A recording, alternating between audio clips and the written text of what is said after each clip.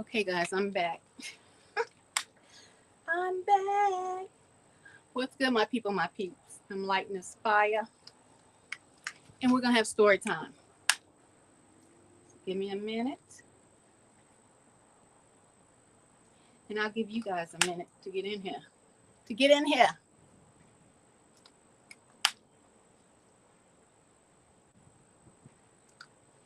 Oh, it is windy.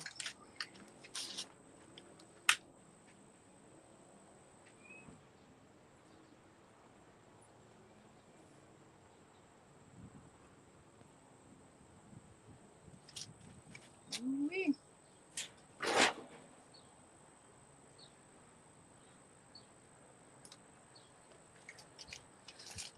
Give me a minute.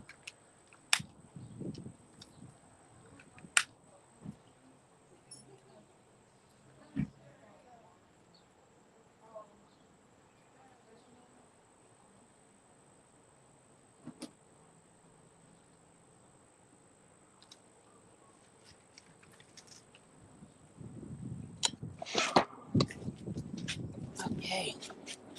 Ooh-wee. We got a fire going. Hold on, let me show you guys real quick before I get into the story.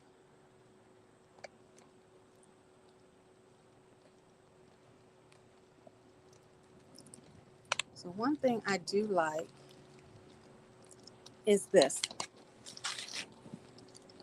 bag right here.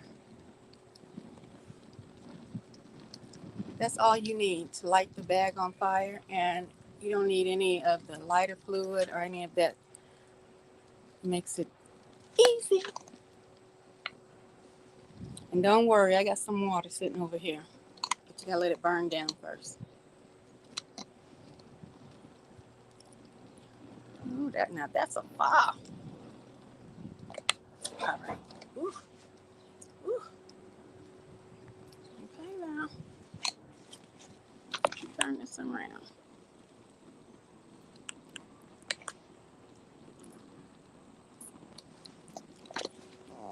Over here, we got a fire going on. I'm gonna put my camera down.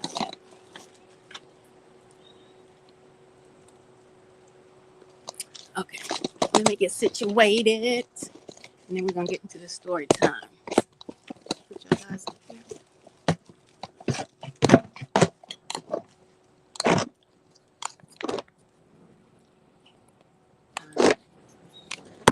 Right there. Oh, wait. I don't know what I'm doing. I'm not smother that a little bit.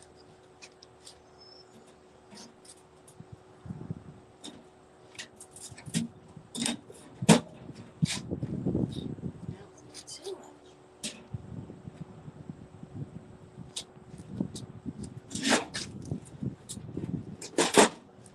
We gonna let it smother down.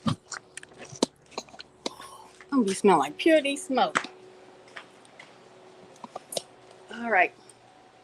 Let me get my wine. We're gonna sit out here and watch this, just in case I have to throw some water on it. All right.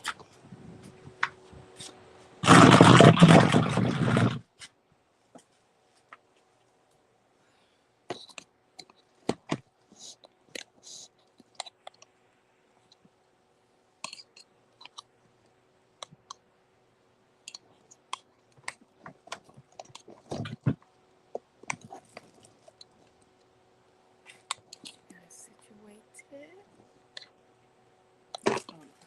Let me go get this.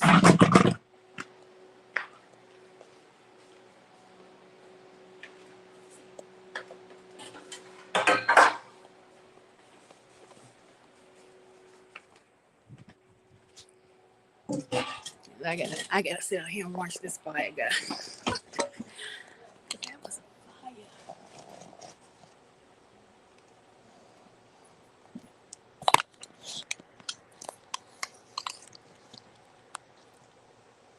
All right.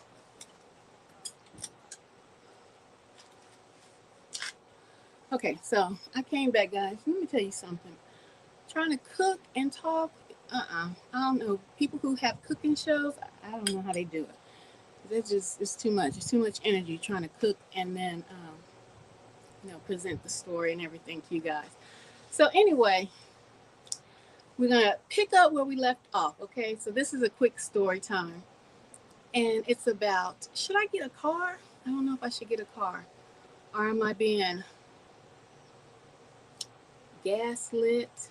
Because I know perps and everybody, who watch your videos and they try to take your videos and manipulate them and use them to their benefit to enter your world, um, try to be a part of your world, your life, you know. So anyway, let me get into it. So this week I had the dream about the car, and when I started the car, it went to blow up, but it didn't blow all the way up. I woke up before it blew up, right? And so I went and took my car in today to get the brakes repaired on the car, and I got the back brakes repaired. But it was a whole incident today trying to get this car fixed. So this is the funny thing. When I went in and I'm sitting down and I'm waiting, because you're gonna wait. They're gonna make you wait to waste your time, to burn up your time, like you ain't got nothing else to do. And so as I'm sitting there, I was looking, and this guy, it was a sales guy. He came and he was talking to another man. It was two black guys. And the sales guy, they were right in front of me as I was sitting down, and they were talking. And the sales guy, he kept looking over at me, but he was having a conversation with the other gentleman. And I was like, okay. I just had a feeling he was going to come and try to, spark up a conversation. And so once he finished the conversation that he was having with the gentleman, he came over. But the thing is, he had looked familiar to me too. Like I had seen him before. Not just him, the guy he was talking to also looked familiar. And so when he finished with the gentleman, he came over and he was like, "Are you here to buy a car?" And I was like, "Oh no, because I'm in the service department, guys." And I was like, "No, I'm getting my car service," which he already knew, because he works at this place, this facility, but he works in sales. And he was like, so he was like, "Well, aren't you interested in getting a new car?" And I was like, "No, I'm not interested in getting a new car. Um, I'll buy your car, because nowadays there are a lot of used car lots, and they're buying your cars. Uh, so I don't know if you guys know that or not, but yeah, they're buying your cars, and then they're trying to put you in a new car, or just write out buy your car from you and just give you the money for it, right?" And so he was like, "Well, I'll buy your car," and I was like, "No, I don't want a car." He said, "Well, aren't you sitting in the service department getting ready to buy your car? And I mean, get your car repaired." But oh Lord, hold on, we got to go inside while the grill heats up. I don't mess around with June bugs. Y'all follow me. We're gonna come in here. When them June bugs flies on me, it's gonna be a situation. Okay. So he was like, this happened today at the car lot. So the gentleman was like, "Look, I'll buy your car, yada yada yada." But I know you guys know when people are trying to. I kind of feel like he was trying to flirt at the same time. He was trying to flirt at the same time that he was talking about he would buy my car, right?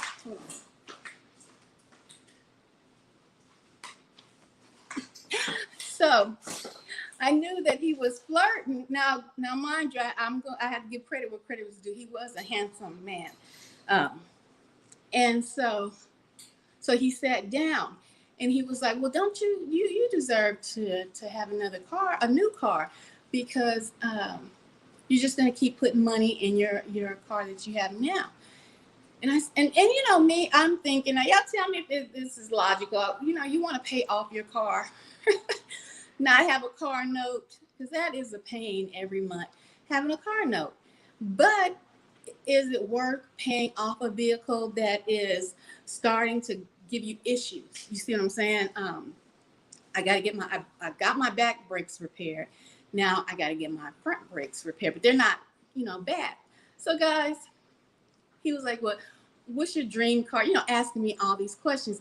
Do you have kids? And then when he started asking questions like that, then I knew for sure he was flirting, right? And so I was like, okay, look, I don't know if I'm going to get a new car. I'm trying to just get this car up and going. I just got a lot of things going on right now. And so let me tell you, he asked me what my name was and for my email and if I could come in tomorrow, which I'm not coming in tomorrow because tomorrow is the Sabbath, right? But if I can come back in and he can get some cars that he would like to show me. And he said he would like to put me in a new car, right? What car dealers, salesmen say. And I was like, okay, so I gave him my information. And I was like, okay. I said, well, what's your name? And he was like, oh, my name is Mr. Wright. And guys, I busted out laughing because I thought that was like a fake name, to tell you the truth. I thought it was a fake name. So I busted out laughing because he was flirting and he said his name was Mr. Wright. And so I must have been laughing too hard because he turns around. He said, no, seriously, my name is Mr. Wright.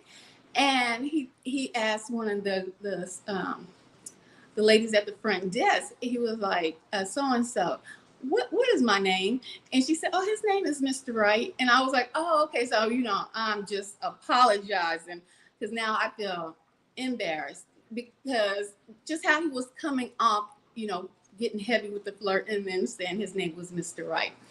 So he got the information and he said he would email me some cars and some information about me getting a new car. So I was wondering, I said, okay, I'm going to finish the story time. This is going to be a short broadcast, guys, because I've been on here. I was on here earlier and I was trying to cook and then tell you guys this story, but it was just too much going on.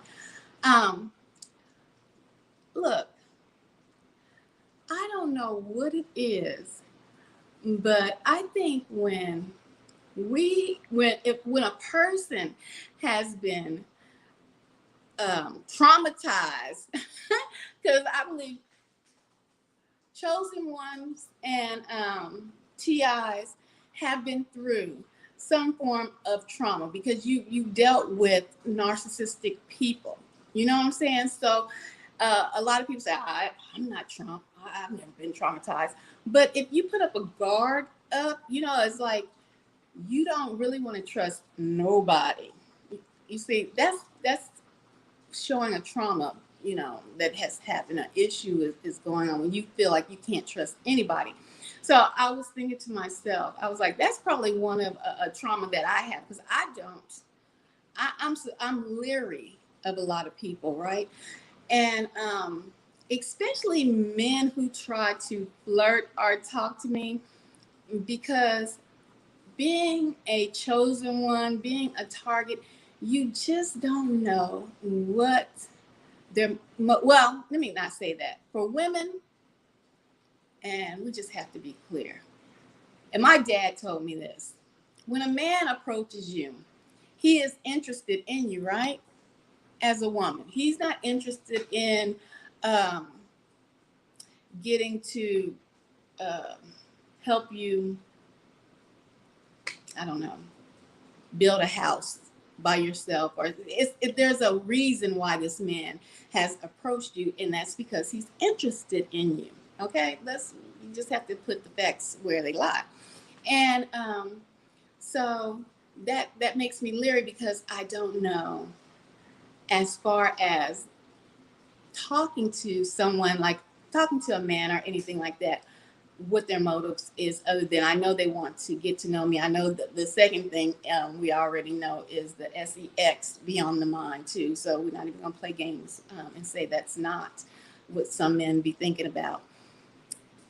And I was like, oh gosh. So when he left, the secretary was looking at me, and I had to go up to the desk and fill out some paperwork, and I had to ask her a question. I was like, I asked her about him, and she was like, oh, he's crazy. But the thing is, guys, this is before I forget it. The thing is, a long time ago, I I tried to work at a car lot, and it was the car lot that I was on. This car lot has expanded. I mean, it's a mega car lot now. They have like used cars, Subarus, high end cars and used cars as well. I worked one day. That was not for me. And when I started this story, I said that I had seen him. He looked familiar. Oh my God. So when he sat down, I got to reverse for a minute. When he sat down, after, I laughed about his name when he said Mr. Right being his name. And I laughed at his name because it just felt like he was, how somebody said, I'm Mr. Right, like he's right, the right guy for you. Um, so I said, what? You look familiar. And I asked him how long had he been at that car lot, because I knew there was a GM that had hired me, this white guy that had hired me a long time ago, real cool guy. And I worked one day and they just laughed at me, and we've been, cool ever since that. But he was on that car lot a long, long time ago. And so when he told me how long he had been there, and because now at this time we're about the same age, and he has a beard, and the men nowadays are wearing the beards now. I think for some people, Israelite men wear it because of, what's in the Bible, part of the commandments. But some people wear it as a style. So he has the beard with a little salt and pepper in the beard and everything. So he looked kind of different with the beard, but I still recognized him from his eyes and, his facial features. But the beard kind of threw me at first. And I said, I think I know you. And so then when we were talking about him being on the car lot, I asked him, did he know, I don't want to say the guy's name, but the GM that was the manager back then. He was like, oh, yeah, I know him. And he was like, what's your name? No, he seen because I had my name badge on earlier today. He says, Nicole. He says, wait a minute, I do know you.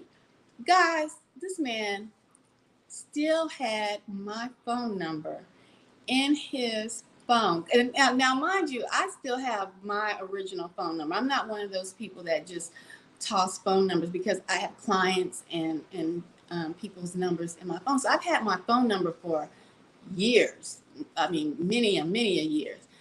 So it did surprise me that he would have you have a different phone, but you still have your phone logged, right? What surprised me was that he still had my phone number, and it wasn't like, not that I can remember, because when years pass by, it gets kind of hazy. But it was that either I gave him my phone number because I worked on that car lot that one day, or he tried to holler at me and I gave him my phone number, but nothing never transpired back then. When he pulled out and showed me my phone number, I thought that was kind of, I don't know, ironic, eerie, and just how the circumstances landed. I don't know, guys. That I said I was going to share that story with you guys and ask you guys, should I contemplate getting a new car? Because some people might have different reasonings, and I would love to hear what you all think. I've had my car's a 2015, and you see that I've been sharing with you guys that problems happen, when your car starts to get older. Even though you keep your maintenance up, things still happen. So is it best to get a new car, or is it, or should I keep my car? And if you think that that dream that I had where my car exploded, but I woke up before it exploded, and those circumstances led me into going in and meeting him, and him coming up saying that I need a new car.